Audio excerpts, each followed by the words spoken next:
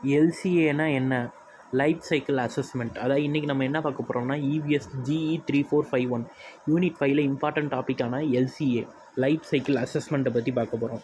Life cycle அசஸ்மெண்ட்னா என்ன?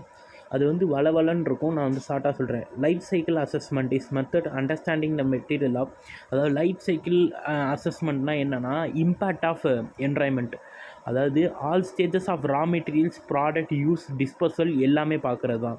அதாவது ஒரு ப்ராடக்டை தயாரித்து என்ன பண்ணுறோம், மேனுஃபேக்சர் பண்ணுறோம், பீப்புள்ஸ் எப்படி யூஸ் பண்ணுறாங்க, அதுக்கப்புறம் டிஸ்போசல் எப்படி ஆகுது, இதுதான் லைஃப் சைக்கிள் அசஸ்மெண்ட் அப்படின்னு சொல்கிறாங்க. இதில் என்னென்னா லைஃப் சைக்கிள் அசஸ்மெண்ட்டில் மெட்டீரியலை எப்படி யூஸ் பண்ணுறோம், அதுக்கு ஒரு எக்ஸாம்பிளாக என்ன சொல்கிறாங்கன்னா raw material processing and manufacturing product is end of life. இப்போ ரா மெட்டீரியலில் என்ன பண்ணுறாங்கன்னா ஒரு மைனிங் மெட்டலோ இல்லை ஒரு ட்ரீஸோ எடுக்கிறாங்க. அதுலேருந்து கலெக்டிங் ஆயில், ட்ரீஸ்லேருந்து அந்த கலெக்டிங் ஆயில் மூலிமா ட்ரீஸை கட் பண்ணி அதுலேருந்து ஒரு ஸ்டீல் மாதிரி உருவாக்குறாங்க. அதுக்கப்புறம் மெட்டீரியல் ப்ராசஸ் அண்ட் மேனுஃபேக்சரிங்கில் என்ன பண்ணுறாங்கன்னா அதை ஒரு டேர்னிங் வுட் பேப்பர் மாதிரி மாற்றி அதை அயன் ஸ்டீலாக இது பண்ணுறாங்க. அதுக்கு என்னென்ன தேவைப்படுதுன்னா machines, electricity, water, some chemicals எல்லாம் தேவைப்படுது. இதனால் பொல்யூட் ஆகுது என்வரான்மெண்ட். அந்த ப்ராடக்ட் எதுக்கு யூஸ் ஆகுதுன்னா நோட்டு, புக்கு எல்லாத்துக்குமே யூஸ் ஆகுதுன்றாங்க.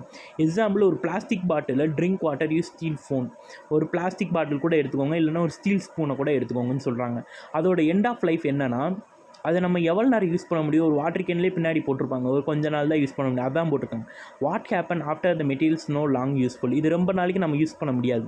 அதனால தான் it can be reused, recycle and thrown in landfills. இதுதான் எல்சிஏ லைஃப் சைக்கிள் அசஸ்மெண்ட்னால் இதான் பேசிக்கான மீனிங். இதை நம்ம எல்சியோட இம்பார்ட்டன்ட் சோர்ஸ் என்னென்னா to save resources, to reduce pollutions, to support recycling, to make eco friendly product.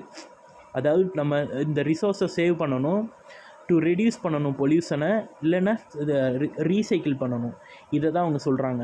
அதே ஒரு எக்ஸாம்பிள் பார்த்துக்கோங்களேன். ஒரு பிளாஸ்டிக் பாட்டில் நம்ம தயாரிக்கிறோம், எது மூலிமா? ஒரு ஆயில் மூலிமா ரா மெட்டீரியலில் தயாரிக்கிறோம், மேனுஃபேக்சர் பண்ணுறோம், எனர்ஜி, கேஸஸ்ஸு எல்லாத்தையும் கலந்து அந்த பாட்டிலை சேஃபாக்கி கொண்டு வரோம்.